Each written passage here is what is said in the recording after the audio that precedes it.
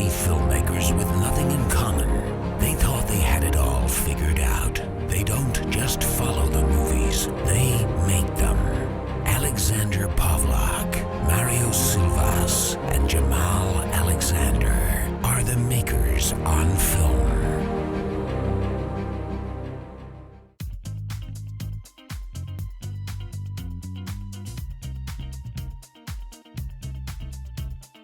By the way, don't put that part into the show right there. Why, does he listen? No, but, once it's on the internet, it's always on the internet. True, okay. Great, adding more work for me to do. Thanks a lot, Mario. Thank you. So, I'll probably just start with you saying, don't put that on the show right there. That's fine. That's perfectly fine. I don't know why you're complaining about, editing stuff out when you edit the stuff out that, specifically makes you look bad. Well, there's a lot of it.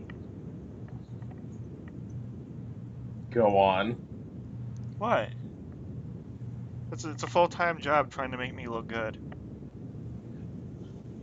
You edited the my winning, the making a murder argument.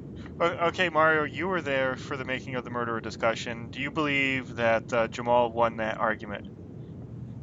Honestly, I stopped listening to you assholes 20 minutes in. because neither of you were making any sense at any point in time, and you started picking on each other. I pick on That's it. all it was after a while. It wasn't even picking on it. It was like, well, if he can do this, he can do this. Well, that's not what I'm saying. I'm just saying he can do this. But are you going to deny that torturing animals is a sign of a sociopath? And that's all it kept going after a while. All Mario remembers from that conversation is the valid arguments that I made. Which were? None. That's why they're so easy to remember. Honestly, I'm not lying, after a while, that's when I ran into that website, dudeIwantThat.com. And I was just browsing that. You guys realize when we're doing this, I'm reading ESPN articles, right? I'd be surprised if we weren't doing something else. Well, just to let you know that Making of a Murderer is our most downloaded show. What, 7? 321. Oh, well, shut me up then. We had 112 just last week, just since the beginning of February, so in the last 9 days. Huh. 209 in the first week that it was up. But nobody's leaving comments. I know, right? Yeah, nobody likes us that much. Well, that's okay. None of the other shows are getting any kind of love either. Just that one. So, we obviously did something right there. Yeah, I won. How does that equate to you winning? No, we did something right. It was me winning. So I can disconnect him, yeah, Alex? Well, I'm just, there's a perfect example of the fallacy of his argument. That he thinks he wins just because, people are tuning in. No, I think I won because I left you. I rendered you speechless for a good 5 minutes. But Okay, so anyway. Okay, honestly, a lot of the times the whole rendering speechless is just us trying to recall what we just said, Well, then just stop about halfway through. I told him that I usually stop paying attention to him, so I have to, figure out what he just said. right, fine. Another example of you editing out things that make you look bad. Well, I edit out some of the dead spots because nobody wants to hear just dead air. No, I mean I'm talking about your old man Twitter or your old man Skype incident. Were you and Heather going to get your Skype to work, or going to get headphones to work? My Skype worked fine. I don't know what you're talking about. It was a couple episodes ago. We were rolling like at the beginning of the show. Oh no. My Skype worked fine, so I don't know why I'm being lumped into the old portion of that. Because you Because it are. sounded like an old couple arguing about how to use the computer. What have you turned it back? Oh, that day was funny. Jamal mentioned sports earlier. So speaking of sports, what did you guys think of the Super Bowl? I did not watch it. Not surprised. Alex, you probably didn't watch it. Actually, this was a rare year that I did not watch it. I usually watch the Super Bowl. Yeah, me too. I had to work this week. I literally worked Super Bowl, which sucked because it was. I had, I do the delivery stuff. Yeah, I did 2 deliveries all night, and really? I could have watched the game. Why didn't you just go to a bar and watch the game? I mean, you didn't have to drink. You could have gotten a soda, but still. No, because most bars turn the audio off. Uh, Yeah, so I was just like, fuck it. I'm just gonna listen to or I'm just gonna read about it tomorrow, and that's exactly what I did. okay, so you didn't see the halftime show. No. Okay. So, Jamal, what were your impressions of the Super Bowl this year? Super Bowl 50. I thought the Broncos D line was amazing that day. Really. I thought, they pressured Cam the whole time. I think uh, they frustrated him. There was no clear, connection between Cam and his wide receivers. Only a few times where they actually have, able to make plays of large gains. In fact, I only remember one decent pass. The running game, so-so for both teams. I think it was a game of defenses, and honestly, I think I believe the one. I'm trying to remember if there was more than one offensive touchdown from the Broncos. I believe there was, but the one that sticks out, the touchdown that sticks out in my mind was the defensive touchdown to begin the game. To begin the game, Yeah, the Broncos scored a defensive touchdown in the beginning of the game. defensive touchdown. Oh wow, I'm kind of glad I didn't watch it this time around. Yeah, seriously, that sounds like a huge fuck you to them. It sounds like a game over right there. It was a game of defenses, but Yeah, because wasn't the game only like 7-16 or like 23 or something like that? no, it was 24-13. Oh, well, obviously you can tell it was the last time I saw it. 10-24 was the final score. Yeah, So yeah, Broncos really kind of took control of that. Looks like from the beginning. Okay, so did you watch the halftime show? no. No, because I'll get something to eat during that. I don't watch the game for actual like halftime shows or anything like that. I can't remember the last halftime show I saw. I watch it for the actual game. okay, because there was some controversy sparked from the halftime show. I don't know if you guys heard about this or not. No. Uh, What? Yeah, apparently, because they had Beyonce, Coldplay, Okay. and Bruno Mars, and it seems to me that Bruno Mars was just doing the Super Bowl halftime show like 2 years ago, so I don't know why he's back. But they did this whole tribute to previous halftime shows. Oh God, did they do the fucking Janet Jackson thing? No, so surprisingly, that one was absent from the whole thing. Jesus Christ. But when Beyonce came on, her background dancers were dressed as in the traditional wear of the Black Panthers from the '60s, which is also the 50th anniversary of the Black Panthers. And apparently, this upset some people. Really? Really? It's 2016. There's nothing you can put on TV or on the internet that isn't going to affect or offend some portion. I was gonna say, yeah, it's 2016. Someone's gonna get offended.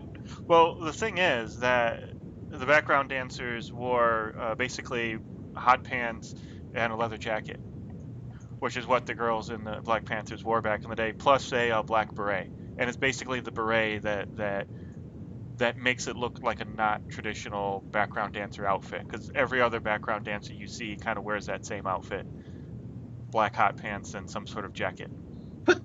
Fuck. All right. Anyway, sorry. Go on. No, I'm just saying it was really the addition of the black beret that makes it a Black Panther thing in my mind. I mean, I'm sure it's a little bit more in depth than that, but looking at pictures of it, it's basically the same thing. Yeah, and I don't think they got it right. I think Whoever's being offended isn't on the internet enough because I believe that look was inspired by Michael Jackson or Janet Jackson when they did their show. Because it's the old the golden bars across Beyonce, the ammo belts that she was wearing. Yeah. Those are Michael Jackson things. And I saw a picture of it online. Somebody like posted like a picture of that and what I believe it was Michael the year that he did the halftime show, and it shows the two looks together, and yeah, it's basically the same thing except no legs on the Beyonce's outfit. Well, yeah, Michael Jackson did a version of that. So they're wait. Oh, yeah, I see that right there. So wait, why are people angry? I think it's probably mostly white people. Yeah, they saw it and thought Black Panthers instead of Michael Jackson. Yeah, so it's like, wait, so where's the anger in all of this coming from? I don't get it. Is it literally because that they were referencing the Black Panthers? I believe so. Or they thought they were referencing the Black Panthers. I'm opening up a thing here, an article on it, so give me a second. I mean, obviously, I didn't hear about this because otherwise, that's the first thing I would have brought up, and I would have been very upset about it. The article goes as follows. When Beyonce took the field during the Super Bowl 50 halftime show, she apparently had a political message to convey.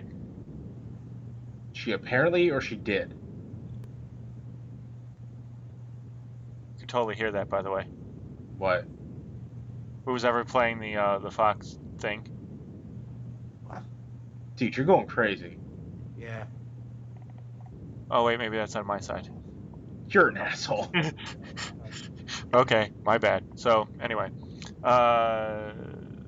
Clad in black leotard with a gold embellished jacket, Beyonce was flanked by dancers who sported afros and black berets, reportedly in reference to the Black Panther Party. Beyonce's outfit was also a nod to Michael Jackson. At one point during the performance, there's a Freudian slip.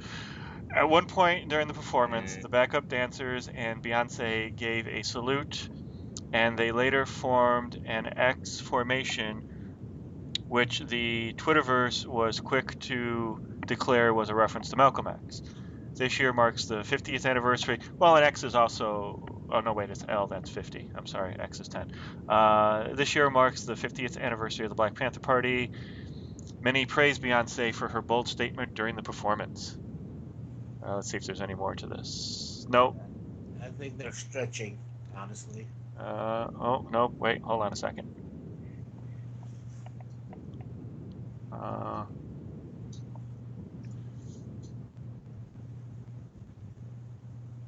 If there is any doubt that Beyonce's performance was politically charged, her dancers were also filmed in a video that was posted on the Black Lives Matter Twitter page shortly after the halftime show.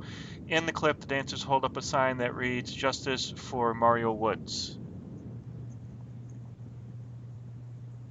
Alright, I don't know if I'm getting older or if I'm just out of the loop. Who the fuck is Mario Woods? Woods was shot and killed in San Francisco by police officers on the afternoon of December 2nd after he refused commands to drop an 8-inch knife he was carrying. So they're upset because somebody... Anyway, sorry, go on. Nope, go on. No.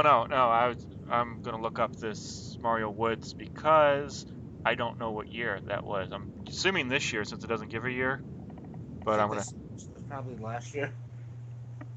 But you were about to say, Mario? So they're upset. Fuck it, I'm just gonna say it. The black people are upset because somebody wasn't adhering to the cops. I mean, don't get me wrong, I'm not a fan of the cops most of the time. But they're upset because this one guy wasn't adhering to the cops because he was a threat to himself and others. He was brandishing a weapon, and Wait, who held the sign? The Black Lives Matter people or the actual dancers? Okay, hey, the Black Lives people suck so much goddamn dick. It was the actual background dancers. And they're doing the Black Panther salute. Is it Beyonce doing it? Well, let's look.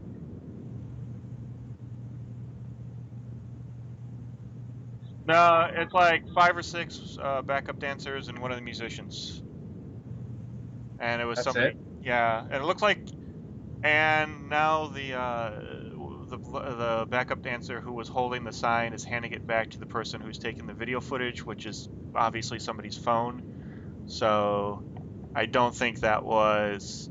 So it was something that was impromptu and they put into the halftime show. Well, it wasn't in the halftime show. This was afterwards, after the Oh, this is halftime show afterwards. flipped to Oh, Twitter. Okay, so they, all right.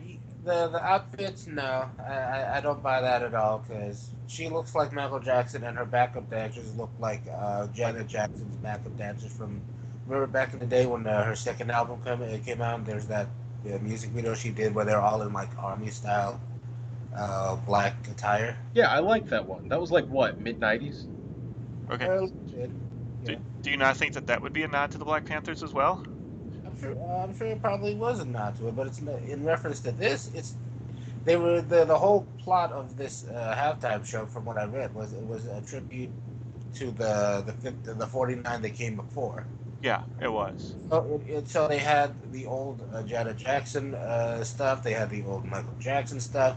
I thought Bruno Mars was brought on there just to be the Michael Jackson counterpart. He was black guy number one. He's not really all that black. He's like, Yeah, you know, he's like mocha. tannish. Yeah.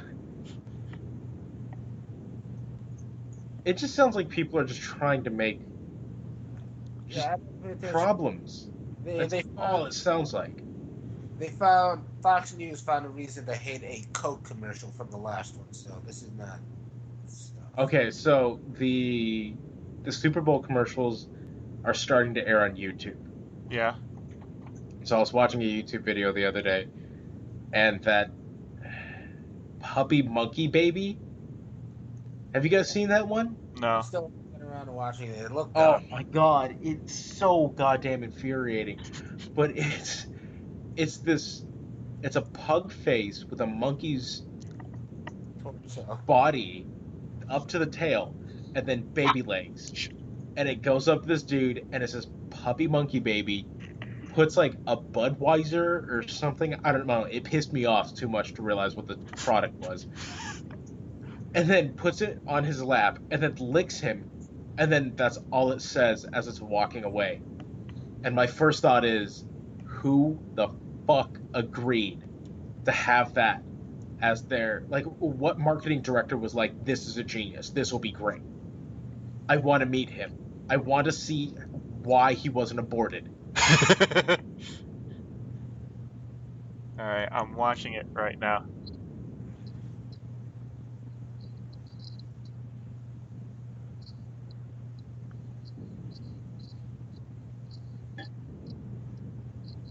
Okay, it's an energy drink. And he's, Oh, is it an energy drink? yeah. See, I thought it was a fucking beer. Goes to show how much I was paying attention to that stupid thing.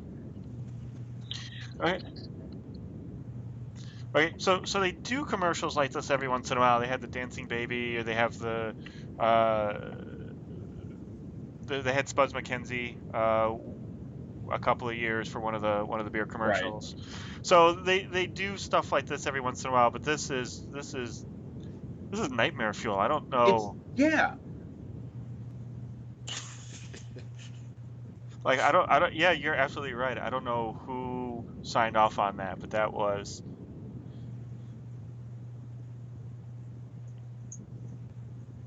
Exactly. They apparently made a big deal out of this because they did a couple of teasers for it.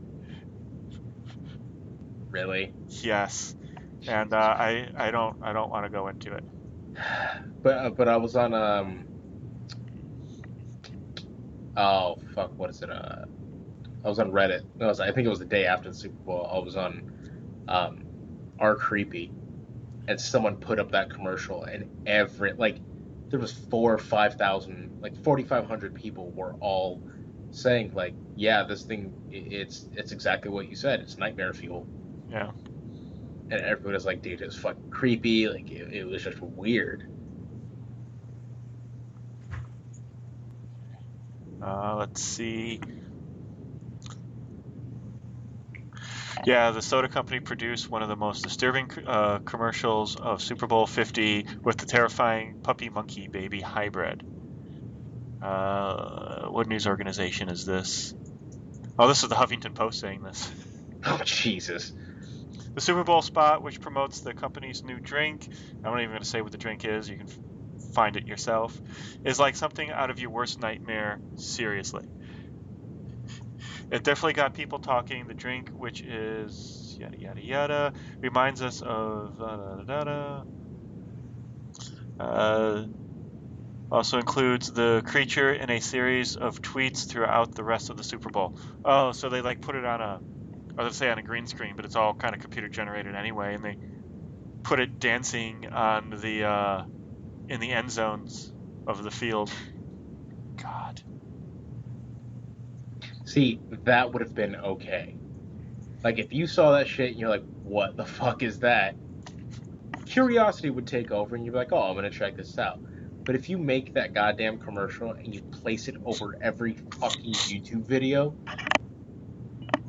Well, what I don't get is that they're normal looking guys, and this thing walks in from a secret compartment in the wall, and they don't scream and run out of the room. yeah, nobody shot it. Like, that would have been my first reaction. I would shoot it in the face, beat it, and set it on fire. That would be a very logical thing to do. I don't know about you, Jamal, but that would have been my first thing.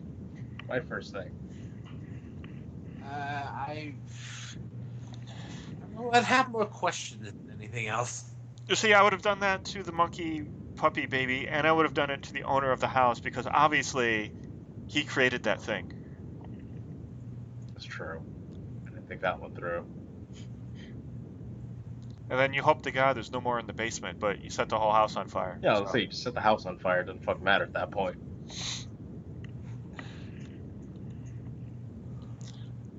All right.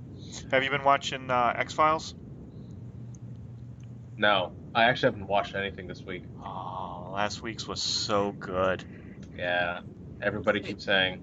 Wait, I keep the Super Bowl. telling them, shut up. There's a bunch of funny ones. Super Bowl ads? Yeah, the Super Bowl babies thing was funny. The one that I heard about that sounded really kind of cool to me was the one where the dad, his daughter's going out, and he hands over the keys to his car to the boyfriend, and then watches where they go on the LoJack.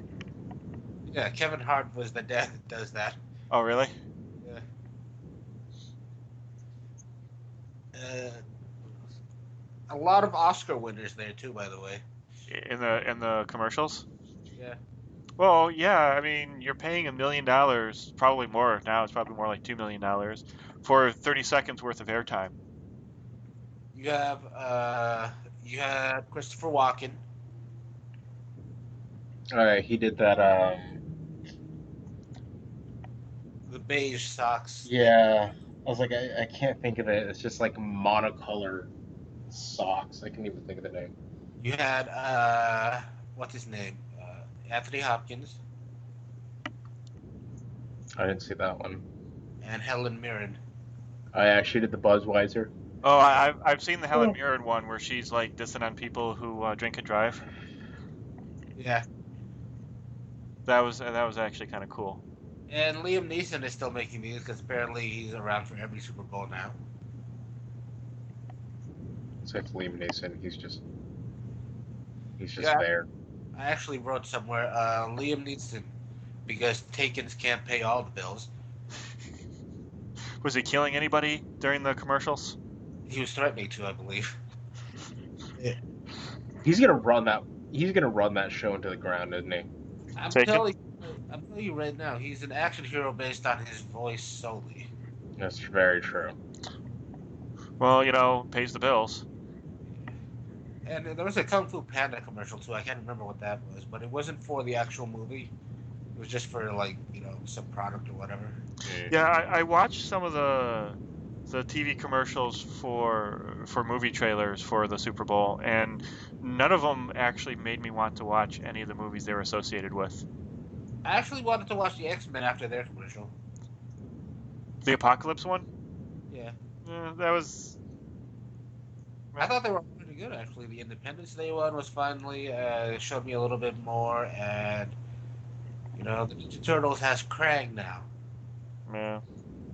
The regular trailer for it is way better than the one on the commercial on the Super Bowl. The Daredevil one wasn't anything new or exciting. I'm trying to think what are the other ones. The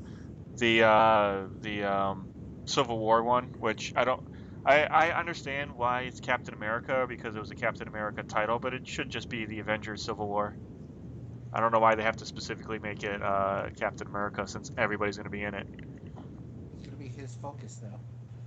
By the way, the next two times you see the Avengers together, they'll be fighting because Thor and the Hulk are throwing down in Thor's third movie. Really? Yeah. They're gonna do that one. Yeah.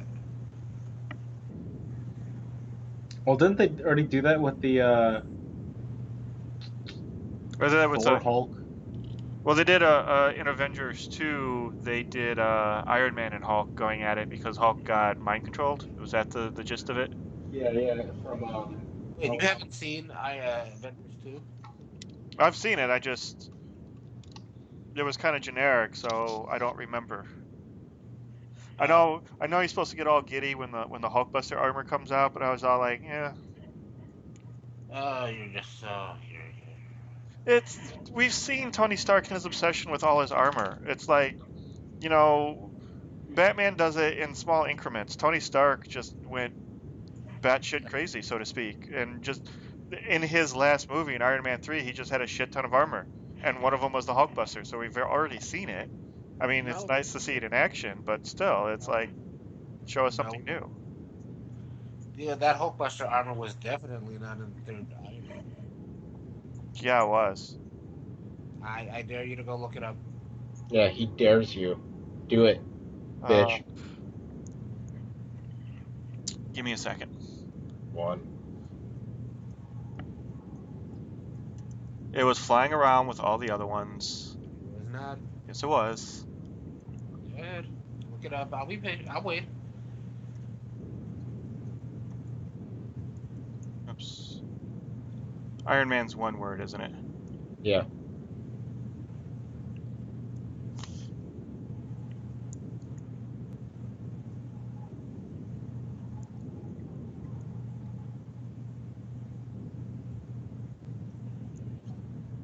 I like the commercial with the singing sheep as well.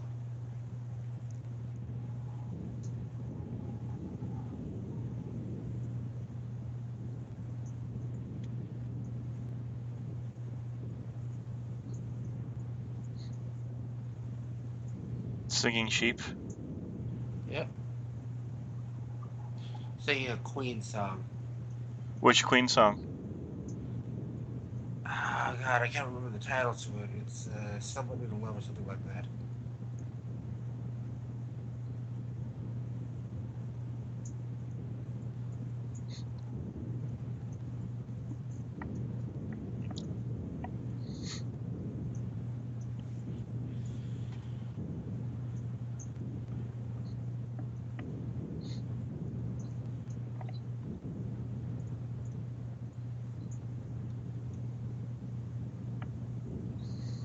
Oh, are you thinking about one of those automatic, or one of the ones that he just programmed to fly around, Alex? Well, all his armor were programmed like that. No, but it was in the third one. It was that giant one that just like kind of That blue one. dropped down. No, it wasn't blue. It looked like the Hulkbuster, but I don't know if it actually was the Hulkbuster No, armor. that was Igor. That's what he calls it. Well, you don't call it Hulkbuster because that gives away the fact that you need a Hulkbuster. No, the separate armor, the third one, he specifically calls Igor for some reason. Okay. Does he have an Igor armor in the comics? Yes. Okay, what does the Igor armor do? It's just a larger version of that one, but of his normal one for like stronger characters. But it's not the same thing as the Hulkbuster.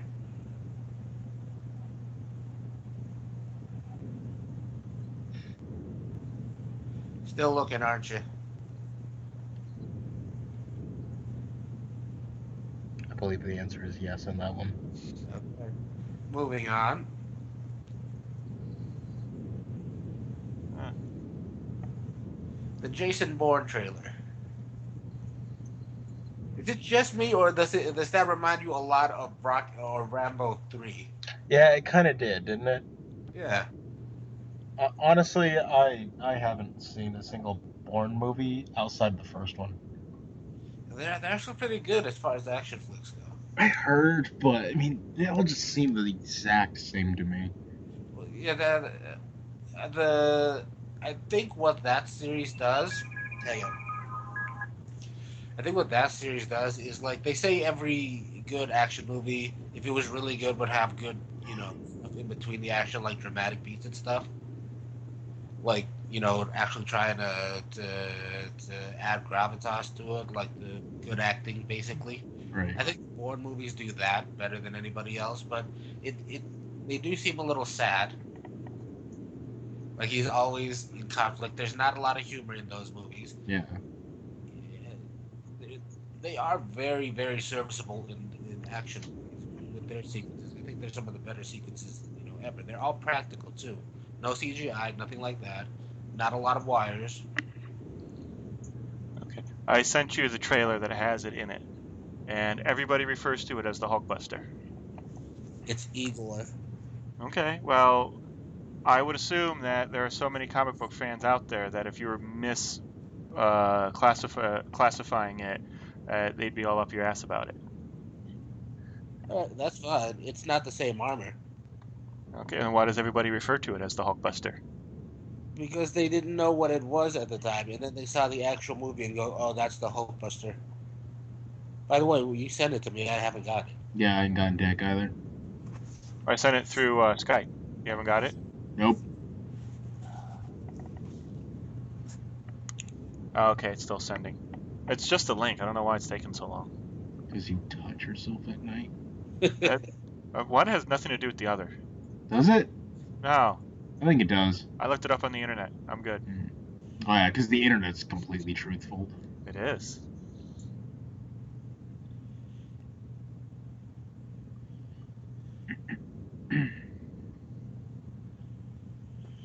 Have you I'm seen assuming the? it's still sending. Yeah, it's still thinking about it. Mm. So, have you seen the new O.J. Simpson TV series? No, but I should really get around to doing that. Careful, it might upset the Black Panther people. They've only done one episode so far. I think it's Thursday that it comes out. The new episodes are, but it's actually really good. I haven't seen anything of it.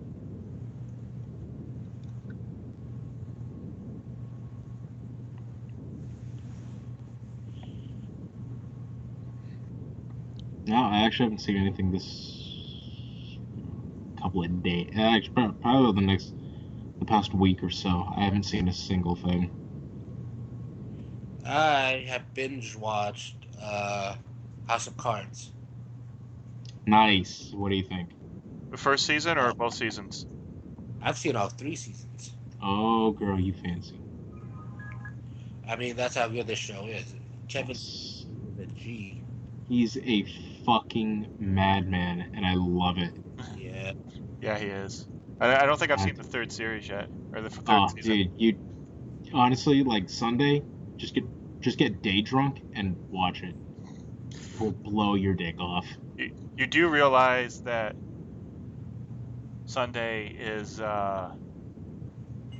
Valentine's Day, right? Yeah. Okay. Is that really gonna stop you from getting day drunk? Well, and watching a TV show. Just get her drunk enough that she won't wake up.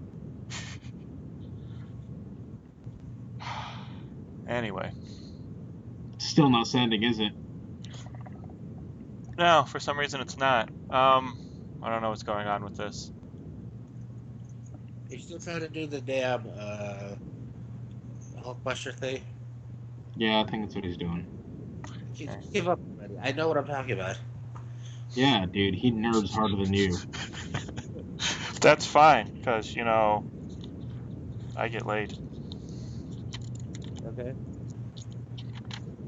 I do too. Oh, that's right, you have a girlfriend. Yeah. So you get it on a semi-regular basis too, don't you? Yeah. Get it on a regular basis, but it does occur.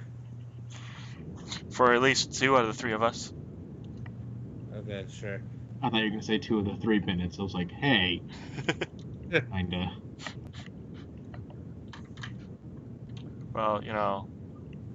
Shut up. Shut up. Shut up. Alright, so let's go into the main topic. Shane, you both watched that, right? Nope. What? I told you, I didn't have time to do anything this week. Oh my god. What the hell? It's 2 hours. You could have found 2 hours somewhere. No, not when I'm working and working on gigs, and then working, and then working on gigs. Oh my god.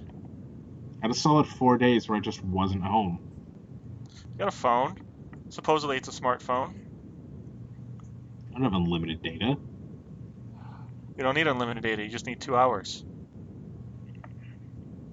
Not even 2 hours, it was an hour 40.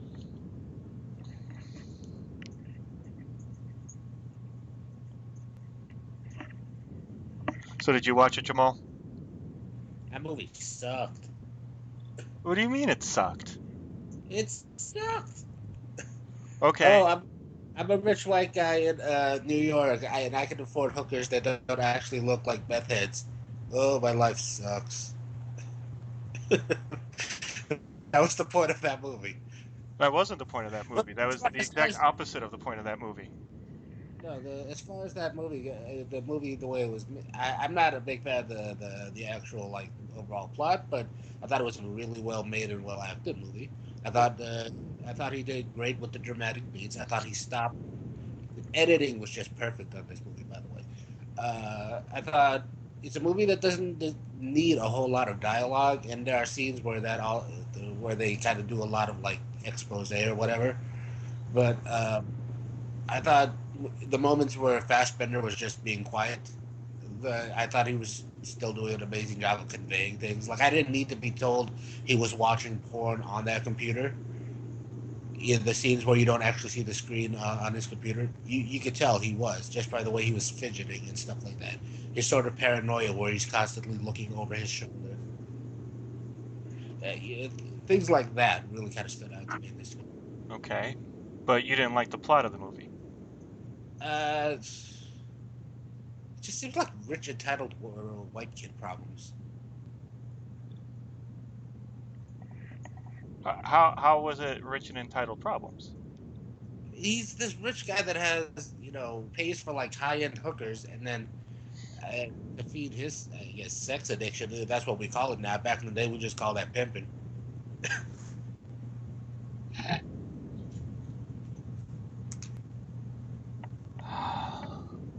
Maybe because I don't believe that there's an actual thing as sex addiction. I don't know. Wasn't this huge thing going around not too long ago about people saying there was. There is. Well, no. It's a whole bunch of like psychologists and everything, but it's basically a whole bunch of psychologists saying that there is sex addiction, and there's a lot of people saying that there's no such thing as sex addiction. It's the excuse Halle Berry's ex used to tell her why he was cheating on her. That's why people were talking about it. Wait, Billy Bob Thornton? No, not Billy Bob Thornton. Fucking, No, that was Angelina Jolie. Yeah. No, Michael Bennett. Thank you. I was like, fuck, I can see his face. I can't think of his name. He's an R&B, a really bad one, an R&B singer that used that as his main. Wait, is that how he was famous? Yeah. Oh, I didn't know that. What, that he was married to Halle Berry? No, I thought he was. I thought he did like the Kevin Federline thing, and he was famous because he was married to somebody famous. Well, They meant he was a semi-successful R&B singer, and then he really blew up when, all of that shit started happening. Right. Huh. Yeah, I heard there was a lot of guff going around about people saying there is, a lot of people saying that same people or different people saying that there's no such thing as actual sex addiction. well, there is such a thing, Right. Okay. and I suffer from it.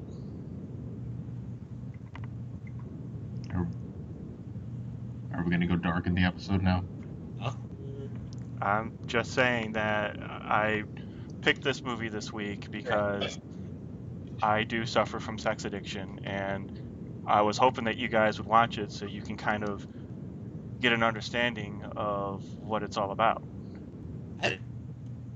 I've known you for about, what, 5, 6 years now? Yeah. You've always just described it as being a pussy hound. Well, I've actually never used those words. No.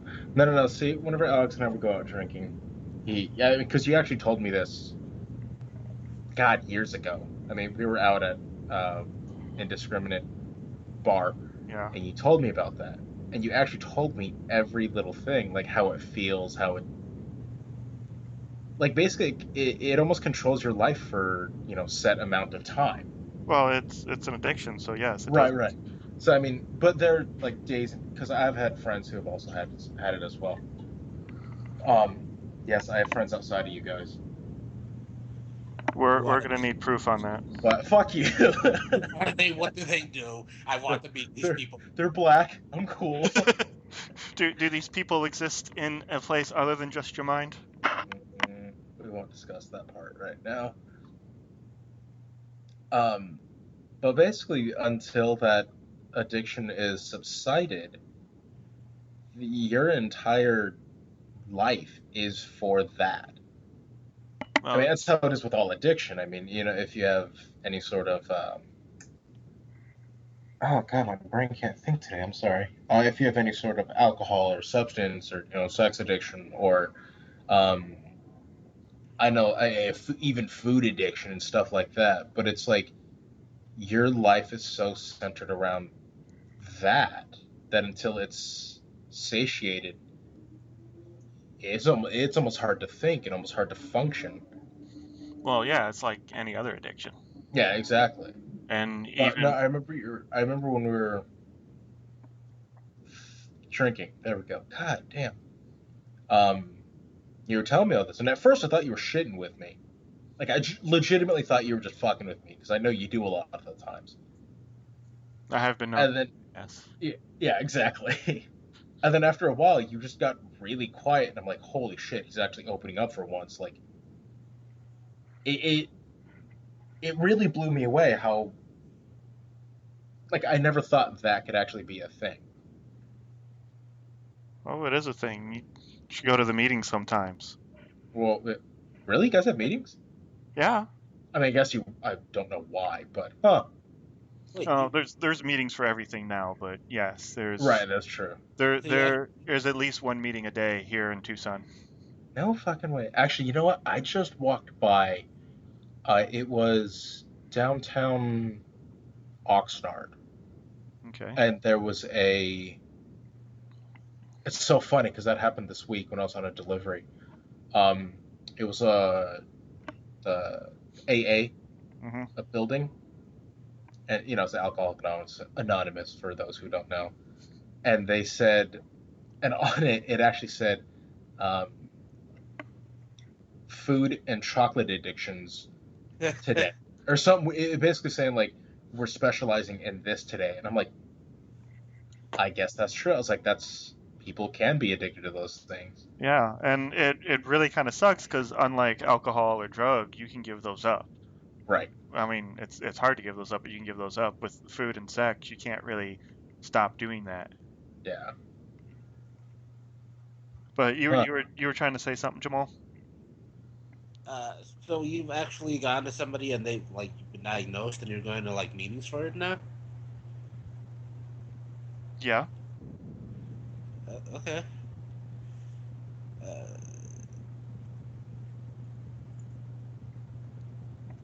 I, I I feel like Mario felt like the first time you told him. I'm just kind of.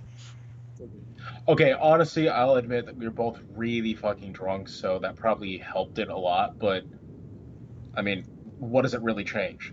Nothing. At Nothing. at the time. Exactly. Yeah. Exactly. It changes nothing. The only thing that's different is It's just we're talking about issues. It's just it's that this no. I've been trying to watch this movie now for a while, and I thought it would be great to do it for the show because it had gotten a lot of critical acclaim. It had won a lot of awards. People say that this is one of Fassbender's best roles. Yeah, That my you can really see the pain in his eyes when he's having sex, and that especially that last scene with the threesome that he did. That he looks like he's about to break down and cry there, and it's they really did a wonderful job with how it really feels, of conveying that visually. So I've never actually heard about this movie up until was it last Wednesday when you're like, hey, we're watching this week. Yeah. Um, and I'm kind of surprised that it. I mean, Steve McQueen fucking directed it. Like, Hmm. I don't know how that didn't. Well, I this get. was an earlier one of his. This was before 12 Years a Slave. Hmm. This is 2011. Right. No, but still. I mean, it has a name to it because I know when what's his face directed the last Godzilla. Um, Gareth Edwards. thank you. I mean, everybody went back and watched a lot of his old stuff, and he got popular almost. I mean, after the Godzilla movie came out, he got popular, you Hmm. know. So I'm surprised, Fat or not Fassbender, Steve McQueen. McQueen, Queen didn't get all of his old movies, you know, popped out again. You would think that. Yeah, that's so weird. Well, Let's see. What I else has mean, he done? I've only heard of these two. of which ones? Of well, Shame and 12 Years a Slave. I mean, uh, for the most part, most of his previous stuff are just shorts. yeah. Really? Okay. Oh yeah, and you can do dick all with shorts. I Yeah. mean, from a short, you could potentially get the notice of somebody big. Yeah. And they're like, oh, I want you to do this for me. I want you to do a commercial for me. Blah blah blah blah blah. But most of the times, it really doesn't get anywhere. But I mean, he came out with 12 years, and that really blew him up. Apparently, he's doing a new show right now. He did a movie called Hunger about Yes. a Irish prisoner going on a hunger strike. When you suggested this movie, that was the one I was thinking of. Hunger? Yeah, it has Fassbender in it too. Yeah, it does. Is it really? Yeah. Yeah. Some bitch, it does. Huh. No, but tomorrow's my catch-up day, so I'm watching Shame and whatever we're House of Cards. doing. To is that what you're gonna say this week, This year. this year? Isn't it Mario's turn though? No, wait, no, you did. No, no, no, no. I You did. did one, and then you bailed on us. I didn't bail. I was working. Uh huh. You felt like a bill. No, but it is Alex, or it's Jamal's turn. Jamal this week. Yeah. Yeah, well, I tend to choose some of the more fun stuff. So, Mad Max, everybody. Ah, piece of shit. Like the original Mad Max or the new one? Yeah, I'll do the original Mad Max. No, the new one. You, Fuck. you didn't like Thunder Road? I really didn't like it. Well, you've already seen it, so you don't have to watch it again. No, but I always rewatch it for the shit for. Wait. So you didn't like it? I'm sorry. We're talking about this now or next week? Okay, Next next week. week. Never mind. All right. We're talking about Shame this week. Yeah. Yeah, talk How about Michael apparently- Fassbender, okay? We're talking about Shame, and apparently how Jamal doesn't think that my almost crippling ailment is a real thing. So why don't you go ahead and explain that more, Jamal? Wait, I didn't hear that last part. I said that we're talking about shame and how Jamal doesn't believe that my crippling ailment is a real thing. So, if you wanted to go ahead and expand on that more, go ahead. I Please talk. Please talk.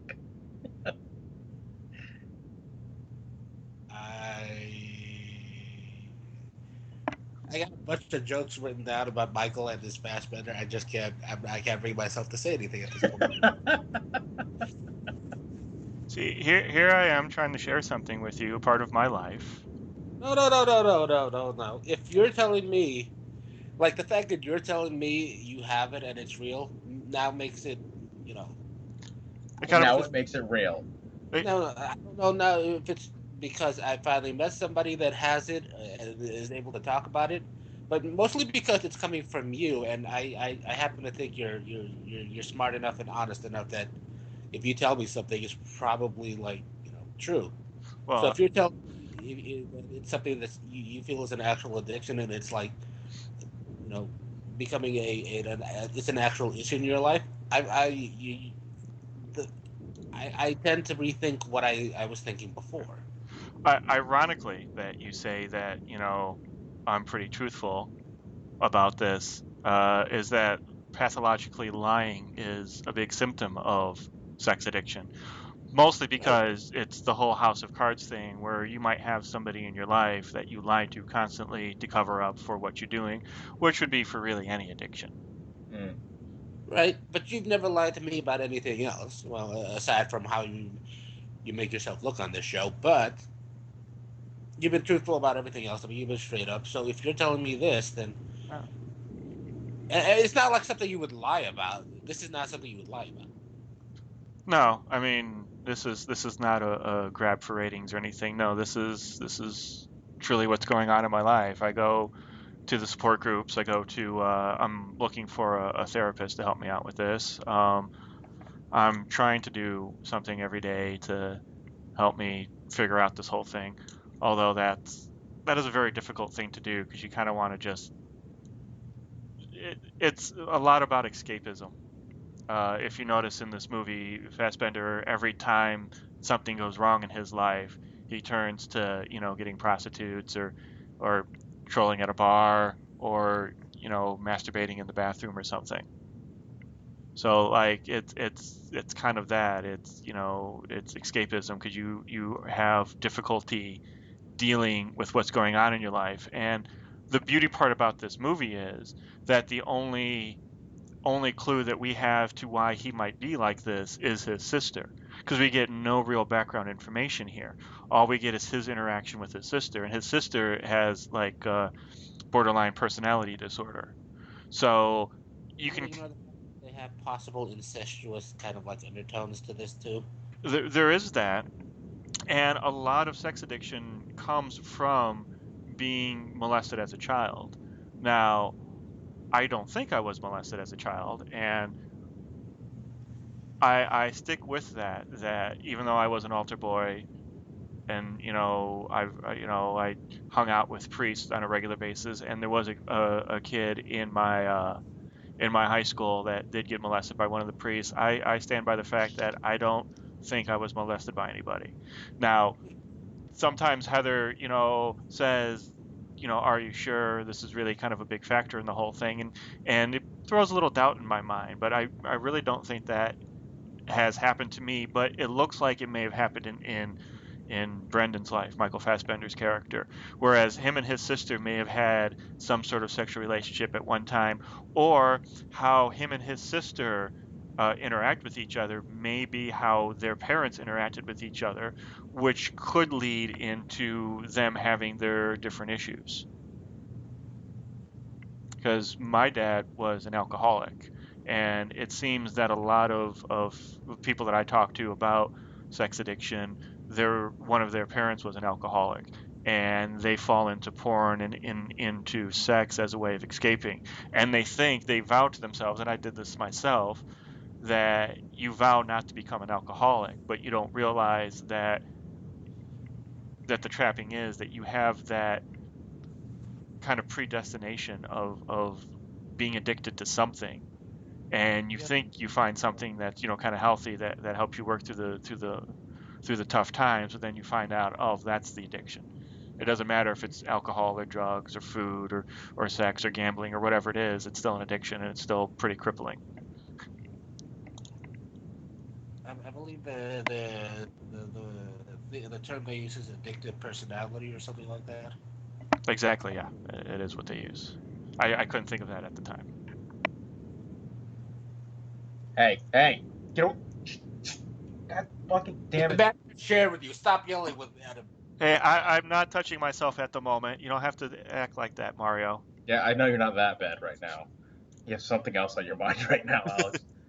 No, I happened to look down and my cat, I didn't realize, was laying next to me on her back, and then the other cat started pouncing on her, and then they clawed my side fat a couple of times. Your side fat? Yeah, Mm, so it hurt when I yeah. pushed them away. They hurt me. I got claws in my side. Okay. Just haven't clawed. Like, you know, What? why don't you just cut their claws? That's me. Oh, I thought you meant declaw them. No, I am. I have to do it tomorrow. Yeah. You can get things to put over the claws so they don't like scratch up the furniture or hurt you. Dude, if you want to hold my cat down and do that, please. Oh, Please. dude, you take them to the groomer and have the groomer do it. Or just declawed. No, I've never declawed my cat. Do your cats go outside? No. Okay. Well, not in the neighborhood I'm living in right now. But they have been outside before? Yes. Then you don't want to get them declawed because that's their only line of defense. Although you can do the front claws and leave the back claws, and they can still climb trees to get away from things. I thought it was the other way around. I thought it was you leave the front and you take off the back. No, because the back ones are the ones that they use mostly for climbing and for launching off of things. Oh, I see. So yeah, you want them to have the back claws. I But gotcha. either way, if they're going to have a life of outside, then don't declaw them. Yeah, no, Although I'm leaving it on them. my cats were never outside cats, and I never got them declawed. Although I will say that Pete were missing, one set of claws. Wait, what? My cat Pete was missing one set Oh, of claws. so I never met P, so I was confused. No, no. I was like, you had a human declawed? That's kind of fucked up, yo. No, he was the cat that got into an accident and had a missing leg. Ah, gotcha. So I had never met that one. No. Gotcha.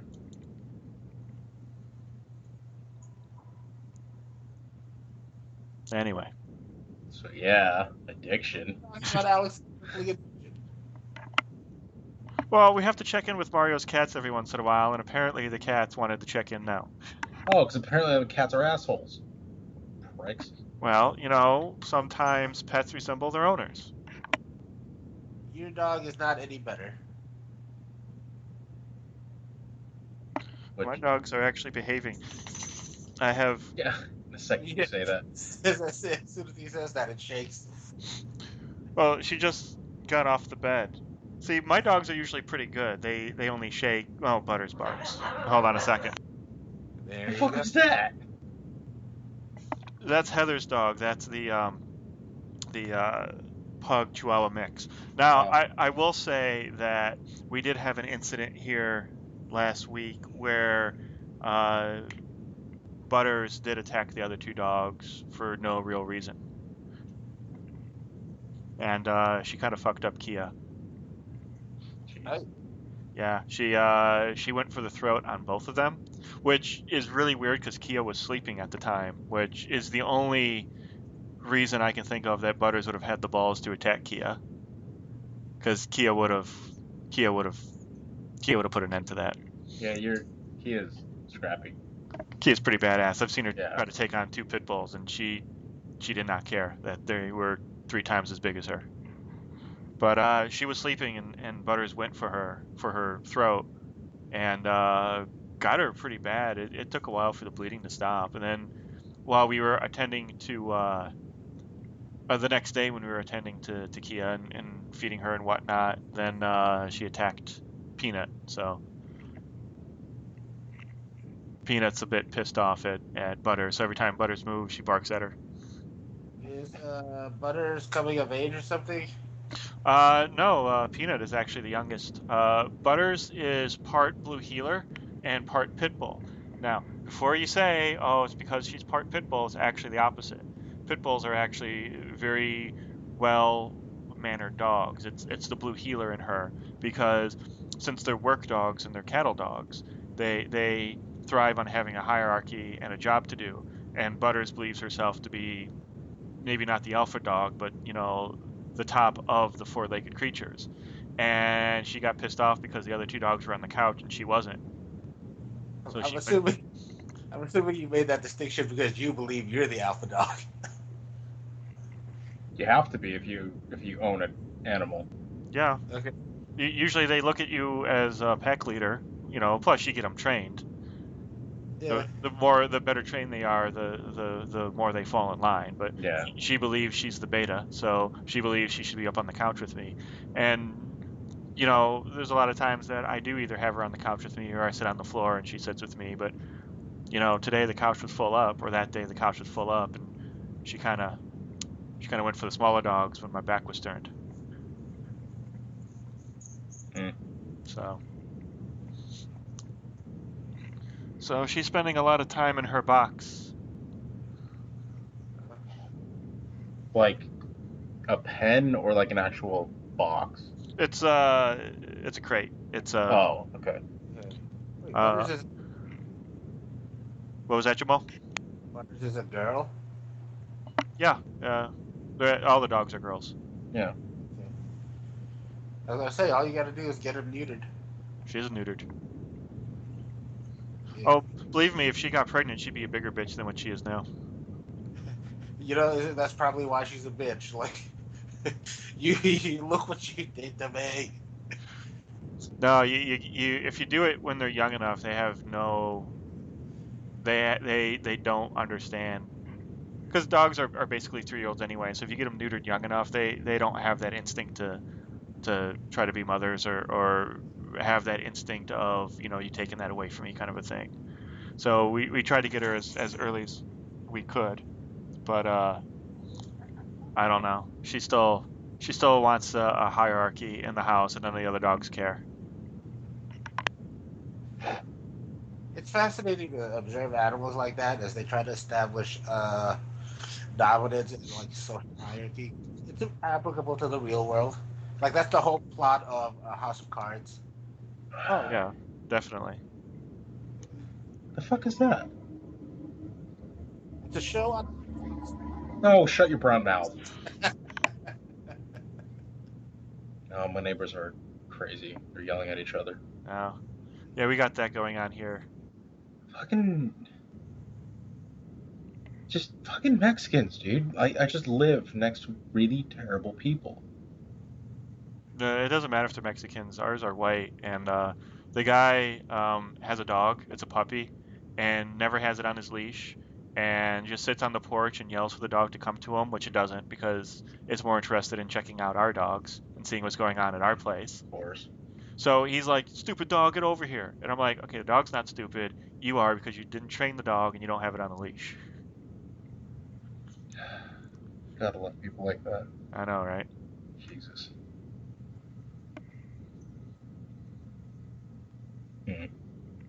I'm gonna go check out the movie tomorrow. Okay. What's tomorrow? Wednesday? Yes, tomorrow is Wednesday. Yes, I'm gonna watch the movie. I have a couple-hour break. Okay. So I'm gonna go do it tomorrow, and then whatever we're watching this week as well. Okay. And then I'm probably gonna touch myself. You might not want to touch yourself after watching the Shame because it's pretty heavy. So is it like oh fuck, I can't think of that movie now. Who's in it? What's it about? Nymphomania, I think is the name of it. It's there's 1 and 2. Yeah, Talking about it's like Nymphomaniac. Mars something. I haven't seen that one yet. It's Lars von Trier, dude. That movie, it's fucking hard to get through. It's good, Don't get me wrong, but fuck, is it hard to get through. I I refuse to watch any of his stuff because his stuff is just really really dark. Dude, it is. Goddamn. I saw the first one, didn't realize there was a second one until I want to say the year after. So I watched them a year apart, and it was still hard to get through the second one. Like I've yet to go back to those movies. If you ever want to hate yourself for a while, Alex, go to that movie because it's not even about well, it is about the subject itself, but it is so goddamn just tough and raw to get through because they show a lot of the um, Yeah. a lot of the scenes that are going through. But what's worse is that they show you like this one girl. She has, or basically she's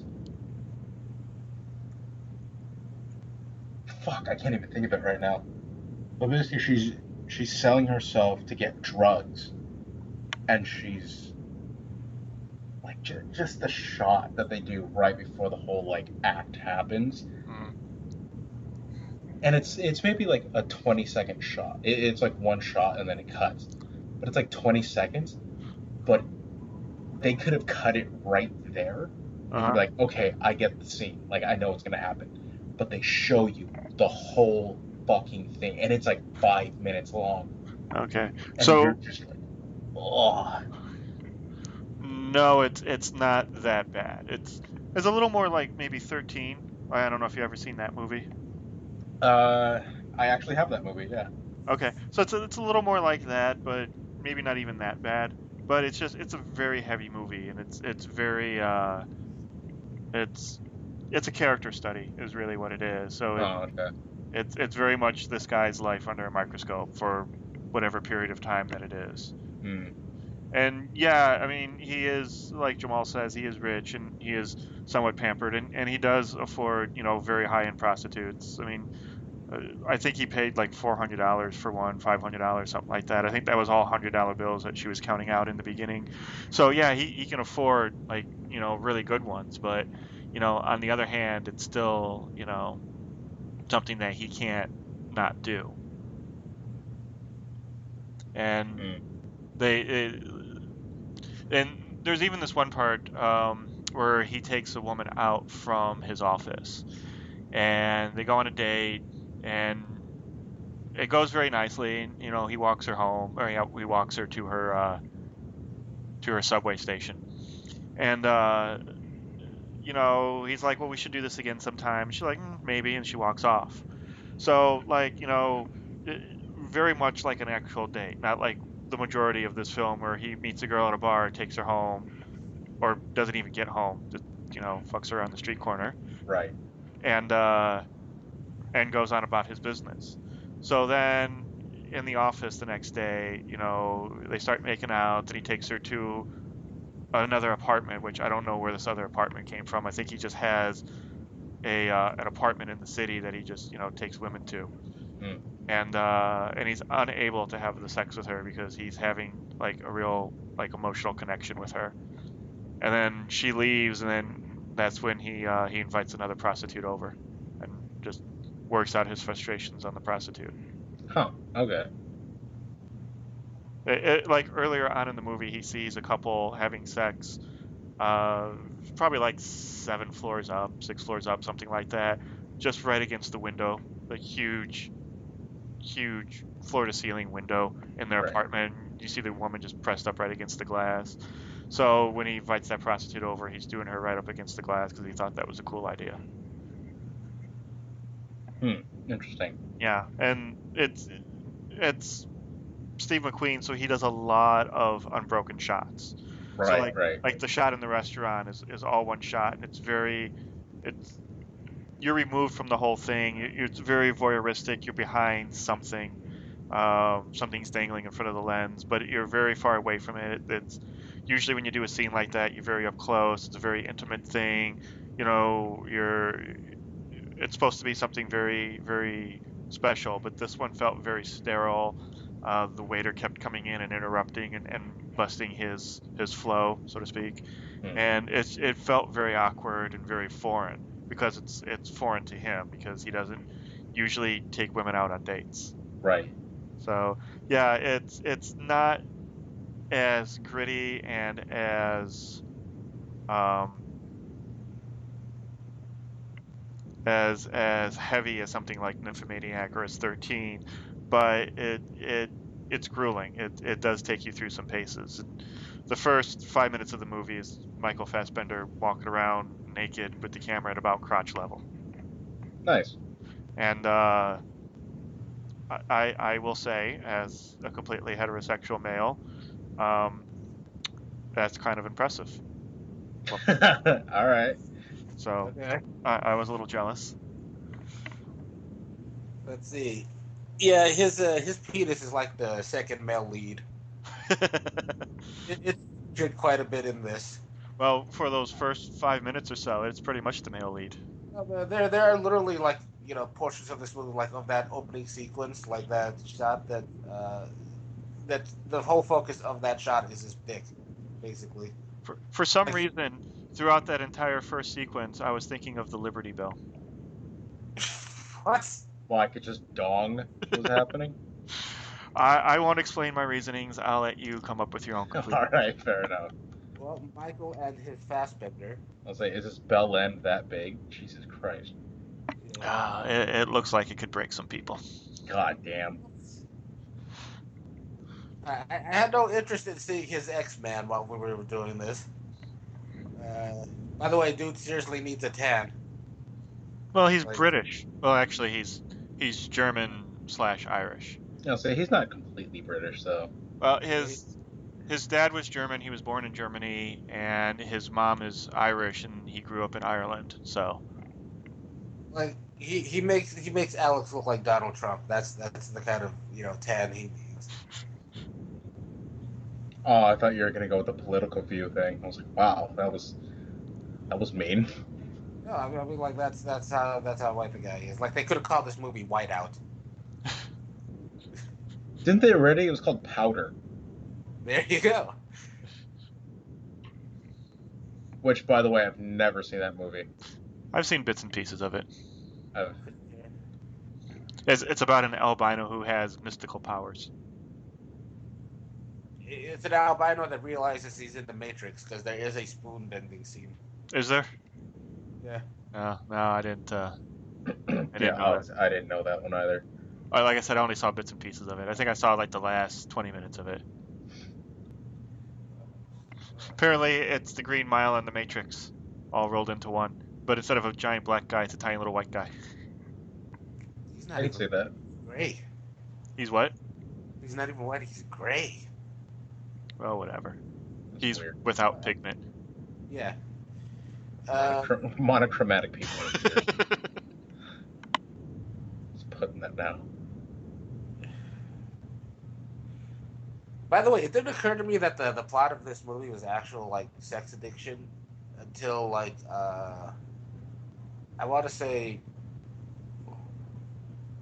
around the time the office girl came by, the one that he does take on a date. Okay. That's when you realize it was about sex addiction?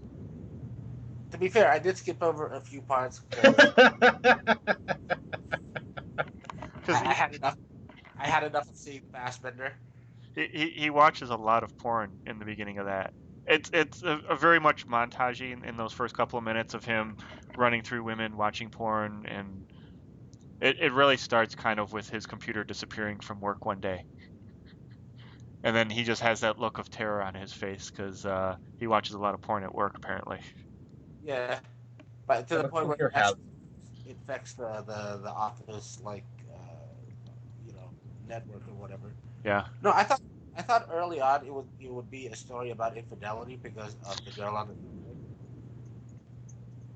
No, he never gets to that point to be unfaithful. Right. I mean, he really kind of spells it out to her that he doesn't believe in like relationships, that his longest relationship was 4 months, that he doesn't see that humanity strives from that at all.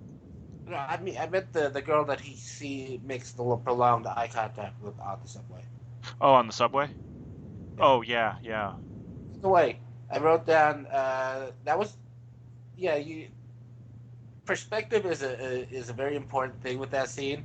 Because if Michael Fassbender looked like Mario, that would have been a really creepy scene. See, I was thinking that myself because I'm watching that. I'm like, I was never able to do that. I cannot do eye contact for that long without at least me feeling like I'm coming off as some sort of serial killer.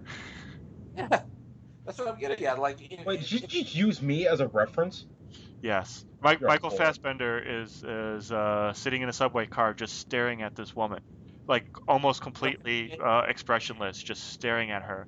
And while he's staring at her, she runs through kind of this gambit of, oh, he's staring at me, she looks away, she looks back, he's staring at me, she looks back, she kind of smiles, she starts getting turned down a little bit, starts fidgeting around her seat. I've never been able to do that. anyway, when she gets up to grab like the pole on the subway, Hmm. and rings there on her finger.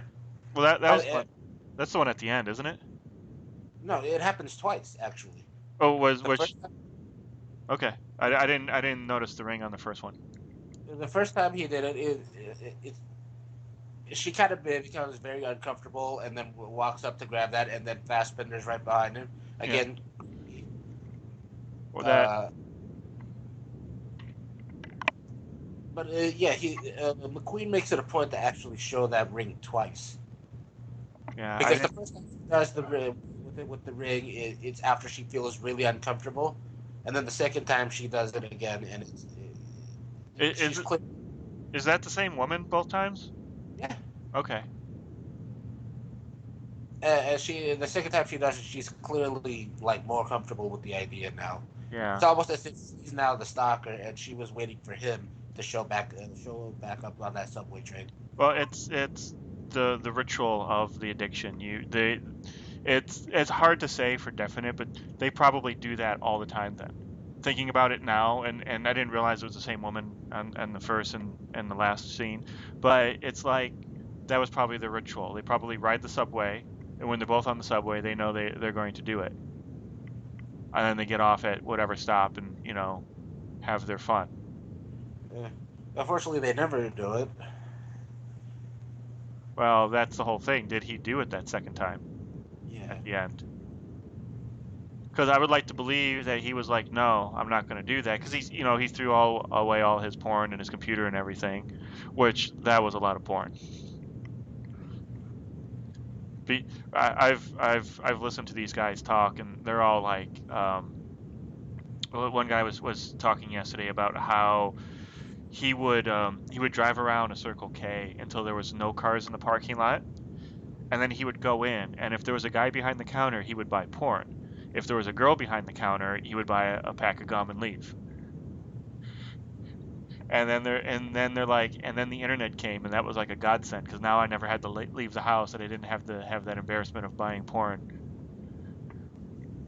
So like that was a lot of hard copy porn for a guy who had access to the internet. But I guess that's supposed to denote years of him doing this. Have you seen or heard the movie Thank You for Sharing? I heard of it. I haven't seen it. Okay, I believe it's about the same thing. Sex addiction? Yeah.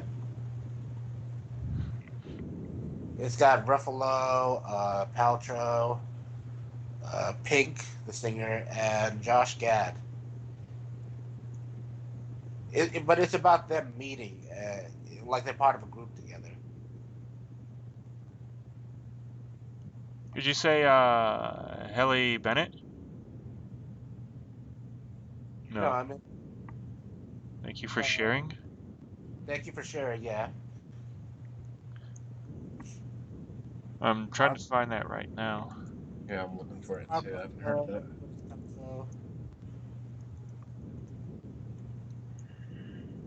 There we go. So yes, folks, the Hulk Oh, and Pepper Potts hook up. thanks for sharing. There's a movie where, for those of you who like Doctor Who, Rose and the 10th Doctor hook up. No, I'm sorry, not the 10th Doctor, the 11th Doctor. Rose and the 11th Doctor hook up. Matt Smith. Yeah. And I think her character is some sort of sex addict or prostitute or something. Wait, which one's Rose? Rose was the first companion in the new Doctor Who series. She was with Eccleston and with Tennant. Oh, Billy Piper. Yeah, She's Billy hot. Piper. Yeah. She hot. Anyway, I thought back onto Shame. I just want to point out. Thanks for sharing for you. Back onto Shame. I thought Fassbender was good in the movie. That opening sequence and a bunch of the sequences where he's kind of watching the porn. I think he does this really good job of completely forgetting the camera's there. I mean, that's the point of acting in general, but he does it to the point where he has like he fidgets a lot. I mean, it's raw, it's real. Like the emotional parts, like the look on his face when he's having the threesome or when he's crying in the rain. Though those felt like acting moments to me. It's the stuff that he does when he's not really saying or doing anything. That for me feels like because it's hard to rehearse just doing nothing and sitting there.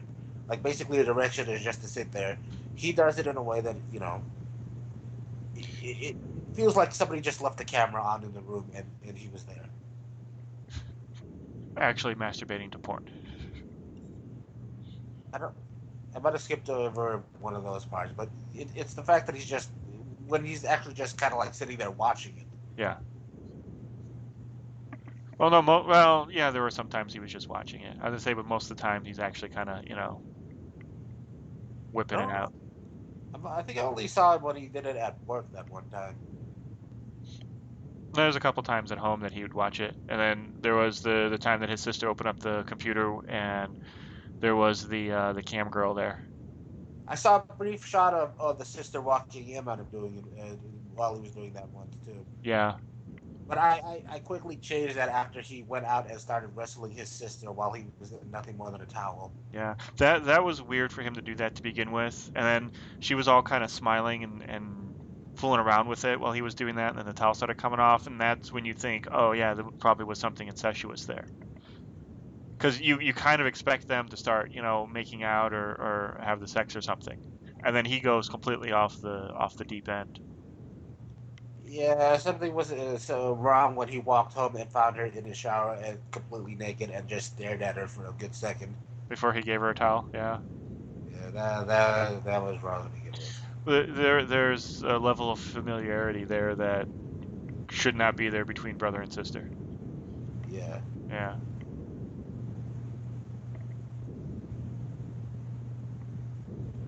So that's what I'm saying. It's like it's those kind of things. I think the sister is there mostly to clue you in onto his backstory.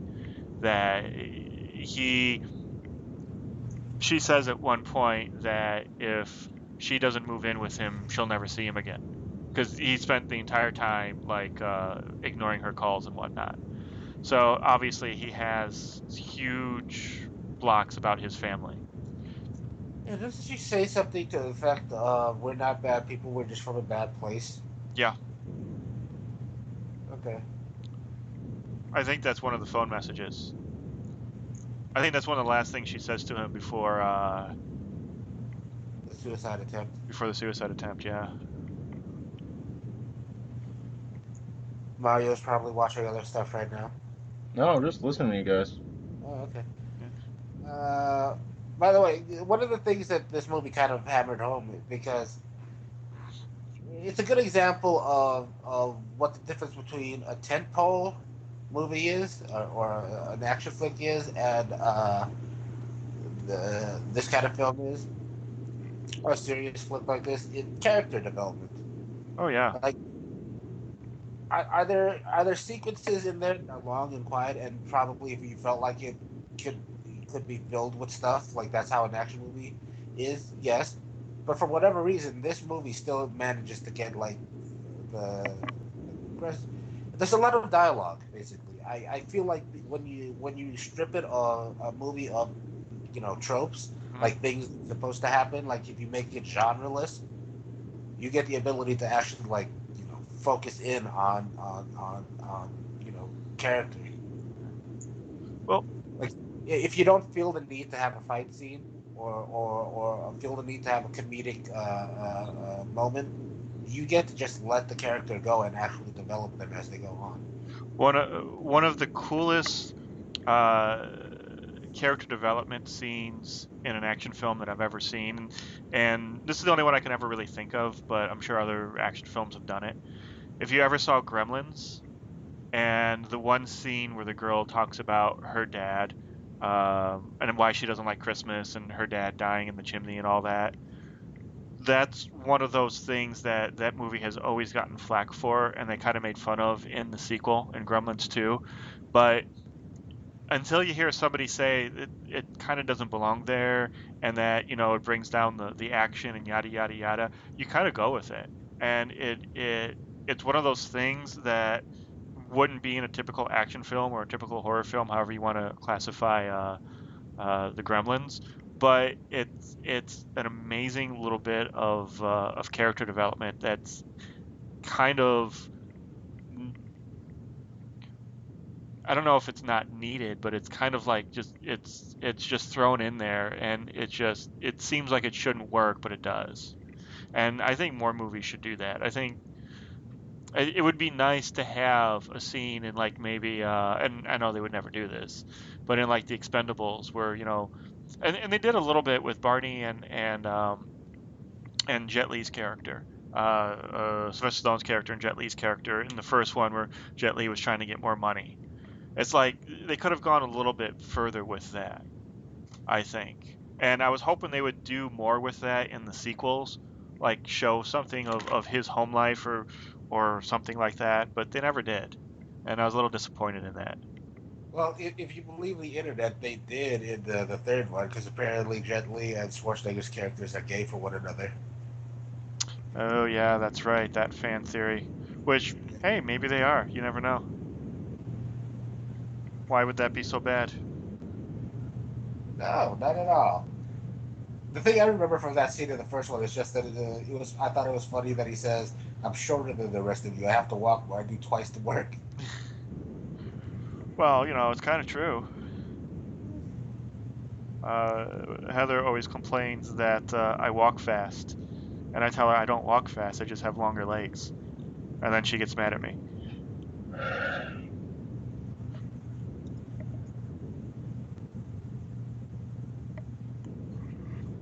By the way, Steve McQueen needs to change his name, Why? because you say Steve McQueen and I think the other guy. Well, maybe you Oh. need to be more familiar with Steve McQueen, the director's work. Well, Steve McQueen, the action hero, is a better Steve McQueen in my opinion. It's Steve fucking McQueen. Well, Well, he can't help the name he was born with. I'm sure he has a middle name that he could stick a initial in there for. Why should he have to? Because it's Steve fucking McQueen. So, Towering Inferno. Bullet. What's that one where he escaped from Alcatraz? Hunger. Escape from Alcatraz? Was that the actual title? Are you sure it was him and not uh, Clint Eastwood you're thinking of? No, McQueen had a role in. Because there was The Great Escape, where he was in a Nazi prisoner of war camp. I've heard of that one, but there's one where he's actually escaping from Alcatraz as well. I know that. Did Eastwood have a movie like that too? Yeah, it was Yeah. called Escape from Alcatraz. Okay, well, McQueen had one of those too. With somebody else that's like a big name actor too. Fuck, now I can't remember. Because you suck. No, because I'm not willing to get up and like Google stuff right now.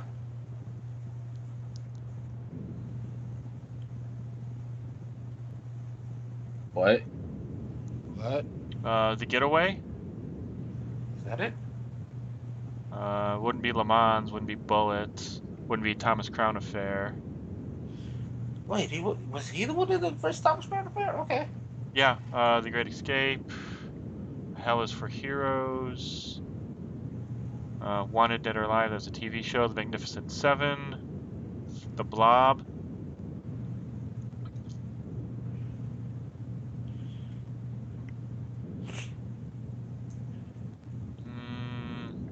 I don't think he was in a movie about escaping Alcatraz. I'm almost positive he was. I honestly think you're thinking of Escape from Alcatraz, dude. Yeah. Now I have to look it up.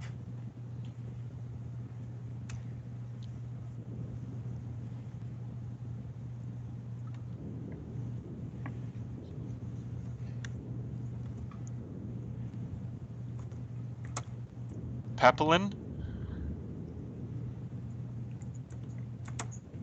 Alcatraz. Papelin is a 1973 prison film directed by Frank Schaffner, based on the best-selling autobiography by the French convict Henry Cherie. The film stars Steve McQueen and Dustin Hoffman. Due to being, I don't think they're escaping Alcatraz though.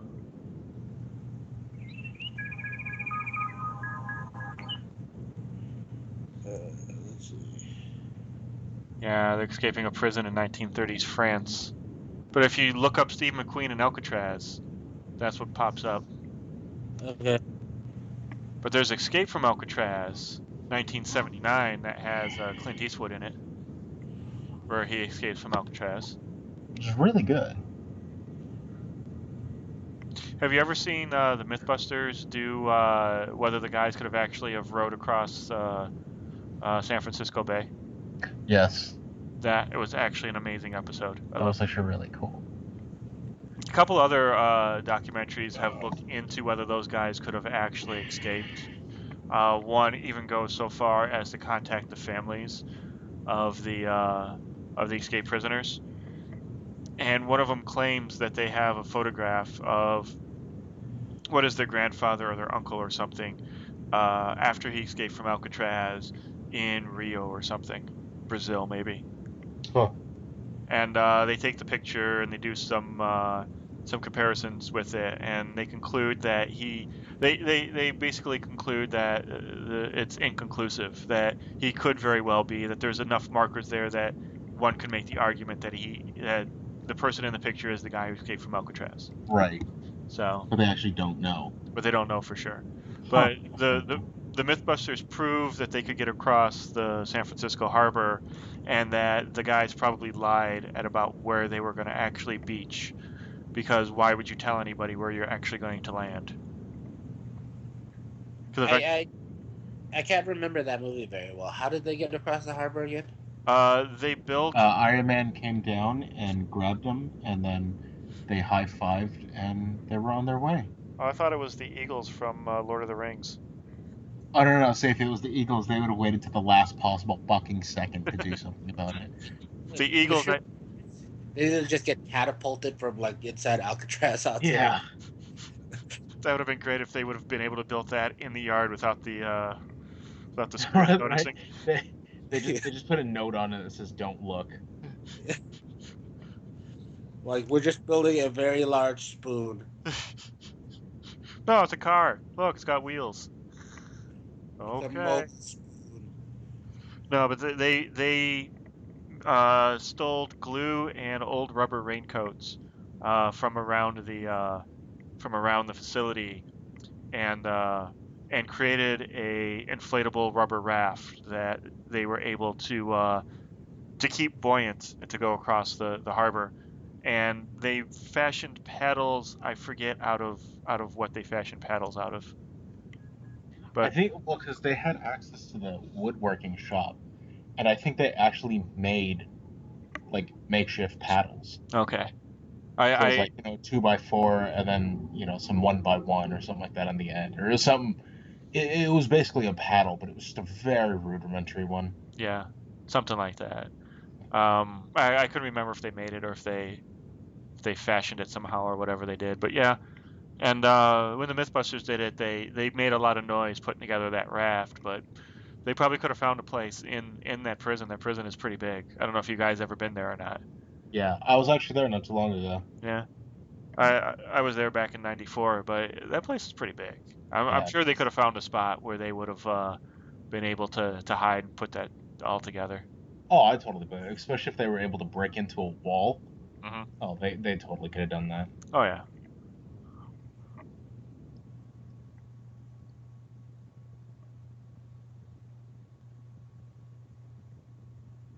Cool. All right. So I was texting my girl. Is she gonna watch the Shame with you? Probably not. Anything you want to share with the class? If we can take this part out. Sure. Yes. Okay. Anyway, Jamal's turn to pick a movie or whatever this week. Are you gonna go with Mad Max?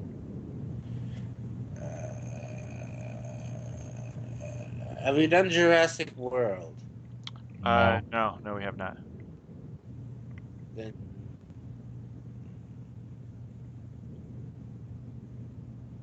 I'm trying to think of. I want something fun, something big. My dick. No, I'm kidding. We all know that's small. I was gonna say we had that with the Michael Fassbender movie. Yeah. Point taken. What's another big action movie that just came out, or big fun tentpole one? Tentpole. Tentpole. Jesus. That Damn it. You got me on that one. I wasn't even thinking. he said that earlier, and I was gonna make mention that the Michael Fassbender movie was kind of tentpole, at the beginning. Damn, you Tentpole. should have. Fuck, that would have been great. But Deadpool comes out Friday. Well, not something you have to actually go to a theater to see. And? Let's see. I just saw Goosebumps. As well. Which I'll say that I did not much care for the Goosebumps movie, but I don't read, so I think that had a lot to do with it. No, a lot of people have pretty much been saying across the board that it's altogether bad. I didn't like Jack Black's performance. I would have gone with somebody else. I was thinking like maybe what's his no? Oh yeah, Michael Fassbender, but that would have been a way intense movie. He just bends the monster over and just starts going to town. I would have said like Brendan Fraser. I would have put him in the role of R.L. Stein. Yeah, what has he been doing lately? Not too much. But I would assume that if you actually read the Goosebumps books, that you would have a big heart on over all the references that are made in the movie. But I never read them. I don't really read, so I think a lot of it was lost on me. I didn't read it. I used to watch the old Saturday morning cartoon, or not cartoon, the show they had for it, because they had like a half-hour block. Yeah. Yeah, kind of like Hitchcock Presents, except it was all Goosebump stuff. Yeah. Which that I like. I think that is cool, and I've seen a couple episodes of that, and even though those are really geared towards kids, they're fun. They're fun, yeah. The people I sat with while we were watching this absolutely loved it. I thought it looked, I didn't like the CGI. I thought it looked fake. Well, some of it was good, some of it was a little rough. Like the giant Mantis? what is it? Mantis, that looked super fake. I did love the line with that though. Jack Black's in the car and he sees the giant mantis. He's like, I don't remember writing a story about a mantis. And then the thing throws up all over the car and he's like, oh yeah, that one. Yeah, that was a good one. Yeah. The line that sticks out with me is when he's arguing about Stephen King. Oh yeah. About Steve King. Or the other good line is, why don't you write about rainbows and unicorns? That doesn't sell 400 million copies. Domestic? No, worldwide, but it's still an impressive number. Yes, it is. That was pretty good. I love the little thing they did with the poodle. Oh yeah. Where they don't actually show anything. She just shows up. The aunt just shows up later with like poodle hair just all around her. Yeah. Like that was a serious fight that she had to kill the poodle. Yeah. Well, see, that's one of those things that if you knew the book, you'd probably be all like, oh yeah, I know what happens there. I didn't know what the thing was. Somebody actually told me that it was a vampire poodle, and that's why I never entered their door. Oh, that explains a lot. But yeah, just the fact that I didn't need any reference points. The fact that she shows up later just covered in poodle hair and I think a little bit of blood. Yeah. Um, I was gonna watch the Fast and Furious 7 movie. Do that. Let's do that. Ugh. Okay. I will state for the record, I really hate those films. I was gonna watch it out of morbid curiosity, but I really do hate those films. All the more reason for you to watch it now. Because if I have to sit there for Magneto balls, you're going to sit through something you don't like. See, Really? Magneto Balls is the one that gets you. So all the shit movies that I've put you guys through, it was that made you just hate it. What movies have we got through with you? the refrigerator, the Oh, deathbed. to be fair, if one of you gives me like a shit movie, like a really shit movie, at least this movie was like a serious attempt by serious filmmakers. I will fast forward through large chunks of it. You know, I picked a movie that I thought both you guys would No, enjoy. no, no. You know, no. I being did. I did enjoy this movie. Like I said, it is a serious film done by serious filmmakers, where it very well acted. well, I just thought that you especially Jamal would have enjoyed that first 5 minutes, all things considering. I'm assuming that's when it was just dick shot. Yeah, that was Gotcha. big shot. Yeah. Actually, I have down in my notes. I wrote this down. At least I know why Alex liked this movie.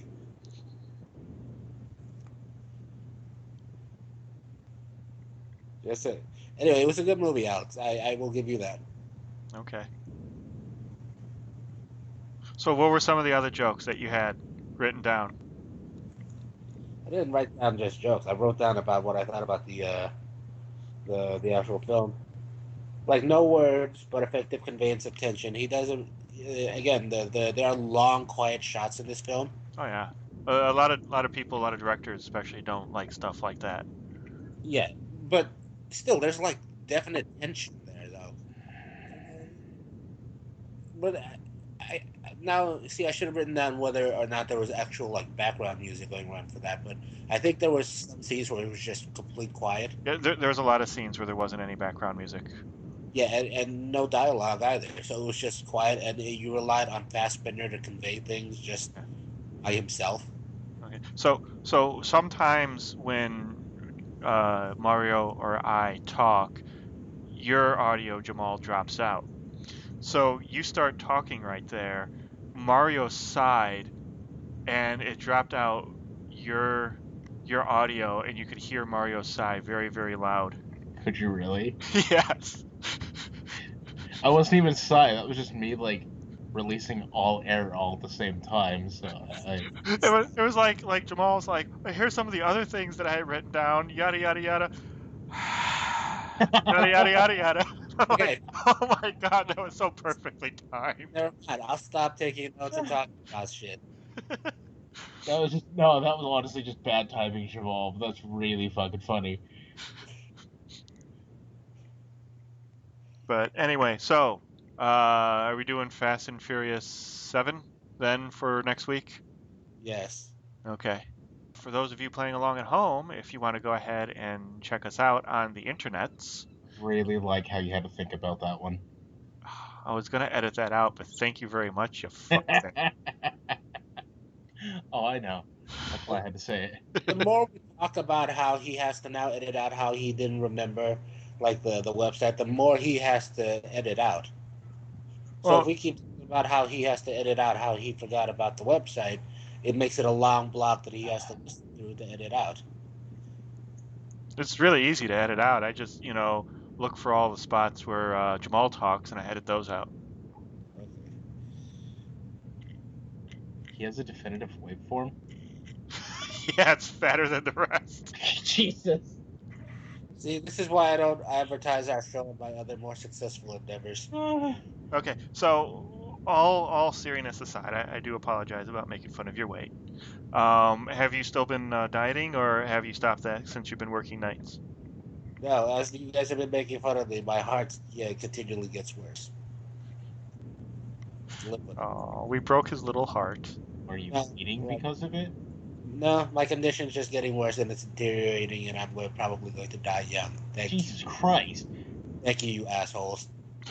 Well, good, because when you die, that'll make people want to listen to our podcast more. Paul Walker could be on this show and die. Wow, you're a dick. Paul Walker. Paul Walker was the guy from the Fast and Furious movies who died in the last one.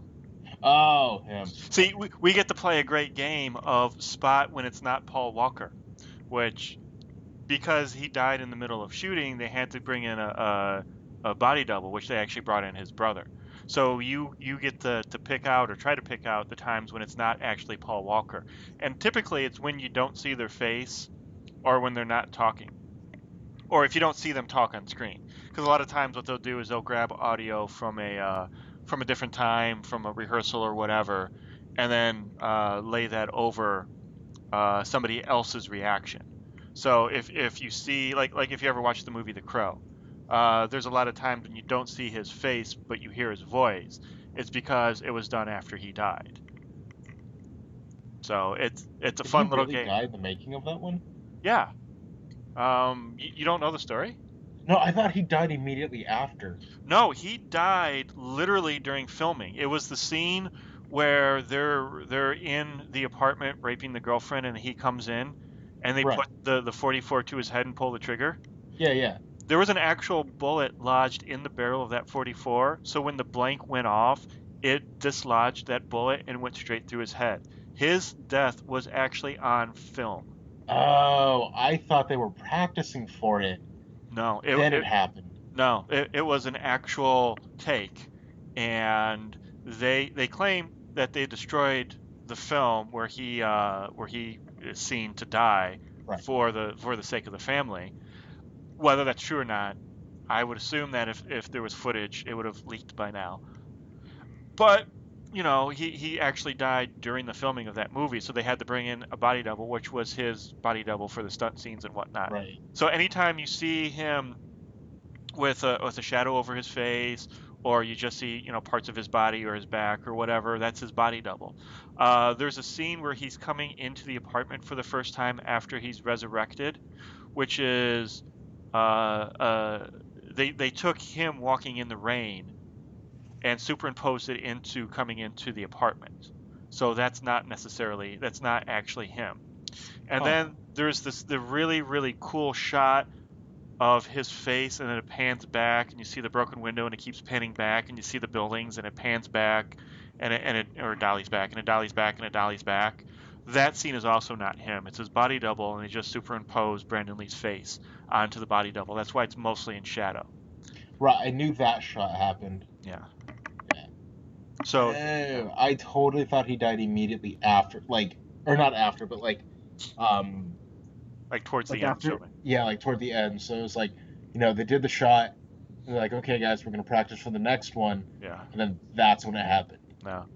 I didn't realize it actually just happened. Yeah, and a lot of him talking to the little girl is not him. It's I don't know if they recorded the rehearsals, or if they recorded the table reads, or if they were from parts of the movie that they thought they weren't going to use. But some of that dialogue is placed over the body double. You don't see the face when he's talking to the little girl. So yeah, so we can play that game with Paul Walker now in the Fast and Furious 7. Or Fast Furious 7, or whatever it's called. Yeah. What is it called? Fast Furious 7? I think it's just Fast and Furious 7. Oh, okay. Is that what it is, Jamal? Yeah. So how is your heart condition, in all seriousness? Are you getting better? Is it getting stronger? Or have you heard anything about that yet? I'm fine. I'm doing great. Are you just saying that, or is that true? I'm fine. I'm doing great. Because I am genuinely concerned. I make fun, but I am concerned. I really am. It's okay. I'm good. It's not okay. You had a Well, it could have potentially been a life-ending, moment.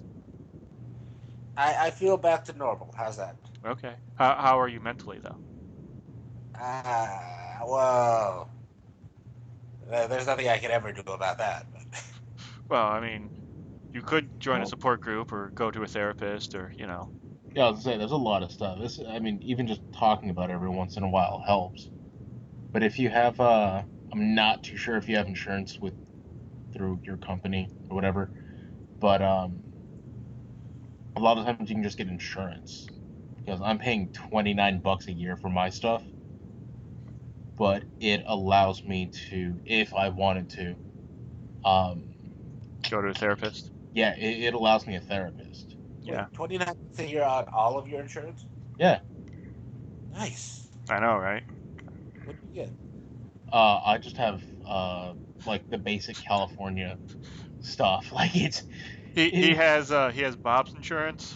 yeah, it's exactly what it is. I mean, it's like if I were to break an arm, I would have to pay like maybe $3,000 or $4,000, but it's not going to be like $89 million or something like that. So I get a break, but not a lot of it, Oh, yeah. you know. But for something like this, because I asked, I was like, if I was going through stuff at one point in time, so I asked my doctor, I was like, hey, if I needed to, is a therapist covered? And they said yes, but it comes with um, Go pay, a copay, which is like $25. which is not I'm bad. like, dude, that's not bad at all. And they're like, okay, so like if you do want to do that, they're like, just come talk to us and we'll give you a referral, which again, not bad at all. Yeah. Which you're considering that some therapists can be like $100 or a couple $100 an hour. Yeah, exactly. And B, we have a place here called Cope, which will take any insurance, and I think you can do it without any kind of copay. And a lot of it is like really crazy people and drug addicts and whatnot. But it's also a place to start. You can go there. You can talk to somebody for relatively inexpensive. It's kind of like an outreach kind of thing, and from there you can decide if you need more professional help or if you just need to get something off your chest, Yeah, which is. and trust me, that it does help. Yeah, and Cope is nice too because once you get enrolled in that, there's a pharmacy there. So if you do need medication, you can get them at a major discount. They do have, it's kind of like the YMCA where they have like a gym associated with their facility, so you can go there for free. They have a lot of amenities That's pretty uh, cool, actually. to go with it. I'm actually trying to get uh, access so I can get in there and Hmm. get myself a therapist. So Dope. I didn't know they actually did something like that in Arizona. yeah, Arizona, at least Tucson, has some good social services. Not a lot, but some, and that seems to be one of the really good ones. Yeah. Yeah. So I'm just putting it out there, Jamal. I know you have family, and I know you have probably a pretty good support base there. Plus, you have Mario and I for as good as we are. But if you feel like you need something external from all of that, someone to talk to who's not so close to you, by all means, I would suggest going there. No, I'm fine. I'm fine mentally. Okay. I just, that was kind of a joke. Okay. Well, I just remember when I was in the hospital and the doctor came in and pretty much Yeah, gave me the bad news, and I saw almost all the color drain out of you, which, you know, yeah, for because someone just told me like I went from just a fluke one-off thing to like having a like lifelong condition. I I know, right? just I just felt the weight of becoming like that happened all like right around my 30th birthday. So I just felt the weight of like, oh my God, I'm getting old, like hit me in that moment. I know it's Okay, so Jamal, the only thing I can say is what helped me, because when I first moved out to California, I was maybe half a pack a day smoking. Yeah. Um, I didn't I didn't take care of myself at all. Like I was eating fucking fast food probably every other meal, just because the situation I lived at, and going to school hurts as well. And I wasn't working out, and so after a while I started, I quit. I mean, granted, I smoke a pipe, but it's I quit like actual smoking. I kid. I did a lot of. I started working out, not lately, but I have, and then what the fuck's oh um a couple other things, and it's not the fact that, oh, my life is over now. It's the fact that I'm I mean, at the time I was 24, 23, 24, something like that. Um, but I mean, there were some times that I'd wake up in the middle of the night and my heart would hurt. And I was 23. Like, it was the weirdest fucking thing for me. I had an experience like that once. There was this week that went by where I couldn't sleep. Like I would lay down and I'd close my eyes and I'd go almost into a meditative state, but like not quite. And I just couldn't fall asleep. My heart felt like it was just going to beat out of my chest. It was racing so fast.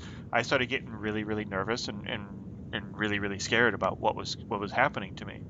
So, not having much money, not having insurance, I went over to uh, basically what is the Ohio equivalent of Walmart, which was Myers. Uh, Myers is open 24 hours a day. Walmart's open 24 hours a day out there too. They're not here in Tucson for some reason. I don't understand why, but so I went there at about 3 o'clock in the morning, 4 o'clock in the morning, and I got on one of those heart monitor machines, those blood pressure machines that Oh, yeah. you always see like the really old people get on right before they get their medication from. Fucking McDonald's and shit. Yeah. So I test my blood pressure and it says everything's fine. It says my heart rate's fine, even though it is like feels like it's beating out of control.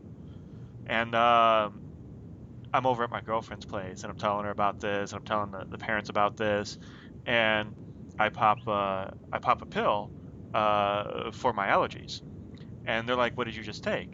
I'm like, "Oh, this is great. It's a 24-hour Sudafed. It like literally works for 24 hours." Never having put those two things together before until that moment in time, because typically that kind of stuff doesn't affect me in that way. Right. But it was that 24-hour Sudafed, and that's the stuff that they use for like meth. That was what was keeping me up for Really? It was affecting you that bad? yeah. And like I said, usually when it says, oh, it's drowsy, it'll make you drowsy, it never makes me drowsy. And when it says, oh, it'll keep you awake, it never keeps me awake. A lot of times I'll take those things right before I go to bed and sleep just fine. But this one, for some reason, like I would take it probably right before I'd go to work, so it'd be about 2 o'clock, noon, 2 o'clock, something like that, and I wouldn't be able to sleep 12 hours later. I'd still be jacked up.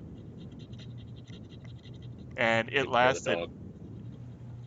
I know that's me scraping something off with my fingernail. Oh, But it lasted for a week. Like I didn't sleep for a week, and that has never happened to me before. And that was right before they took it all off the shelves and put it back behind the counter because people were stealing it to make meth. And I'm of like, I course. I totally get why that is, and I kind of want to get some more of it. Jesus. Now that I know that's what was doing it to me, I would play around with it a little bit, stay up all night, maybe do some writing, catch up on stuff that I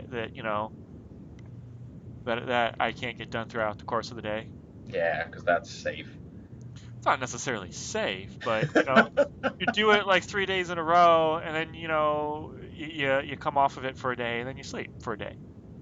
Yeah, kill yourself doing that. Yeah, but Eh, think of all the stuff I could get done. it's true. Yeah. How can you get done in 3 days, though? Oh, you can get a lot of stuff done. Dude, you can get a lot of shit done. Like, instead of sleeping, because that's a full 8 to 10 hours that you're asleep. That's a day right there. Like, that's a full work day that you just missed out on because your body had to sleep. You could work, you could have fun, and then you could do whatever hobby you have, like writing or putting together a film packet or you know playing video games. Think how good at video games you'd be when you're all jacked up on Sudafed. Preload! That's all I imagine. Yeah, pretty much. You'd be able to beat those 8-year-olds in China finally. All right. So anyway, Fast and the Furious 7 for next week. Yes. Head on over to our website, mof.ninja. What is it? It's mof.ninja. That's where you can go to find bios about the makers, and then you can see film lists, you can see old episodes. Well, not see old episodes, but you can listen to old episodes, and you can see all the movies that we watched. I still have that list that I have to post of all the movies that we watched for 2015, which is a lot of movies, by the way. We really packed them in. Yeah, we did. Yeah. And and sooner or later, I'm actually kind of saving it just in case there's a week where we can't record for some reason. I will do the bloopers or the lost footage episode, or if we do a holiday thing, because I don't remember when we did the 4th of July episode. God, that one was rough. Yeah, I don't think we should do that again. No, I don't think we should. What was it again? It was Independence Day. Yeah, because we recorded Independence Day and then immediately we did something else. Well, then we did the actual show. I think we did the actual show first, and then we did Independence Day. Yeah, that's what it was. Because we kind of lost focus because we already did 4 hours of an actual show. Yeah. Jesus Christ. Yeah, that one was rough. And Jamal got really pissed off because we weren't staying on topic. And then Mario and I started not being on topic just to piss off Jamal. Yeah, I remember we started doing that on purpose. I don't remember that. It's probably because you were up the entire fucking time. I vaguely remember like the length of it, like how long it was. We were recording. I just can't remember anything that happened during it. Well, if you want, you can go back onto mof.ninja and go to that episode and re-listen to it. Dude, nice plug. And hear the horrors that is us just completely breaking down and not doing anything. I forget what we were talking about. I think it was just about our pets. For a while, I think it's exactly what it was. It wasn't good. And then Jamal was like, hey guys, let's get back on topic. And we were all like, fuck you, Jamal. Yeah, we're like, well, we're not going to do it now. Oh, speaking of... Speaking of what? Oh, my cat, she rolled over and she gave me her belly, so I'm rubbing it right now. I think booze was involved in that episode, and that's partly why we kind of broke down. I think there's one reason we all stopped drinking during these, because it turns bad really fast. I think what we need to do one of these days, maybe for a more special episode, is do a live commentary on a movie and drink during it. Oh, God. And we should probably all be in the same room at the time. Okay, so I'm going to try to come down in March. Okay. Well... so I will let you guys know on that date when that comes around, and maybe we can do like a live thing. Or like all of us together. That would be kind of cool. Yeah. Yeah, thanks for joining us, Jamal, and thanks for joining us, Mario, and thanks for joining us, everybody who's listening, and hopefully you join us again. I love all of you. You guys are awesome.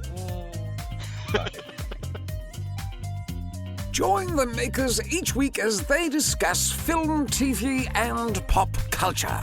To learn more about them, go to mof.ninja. This is John Cleese saying goodbye. Groovy, man.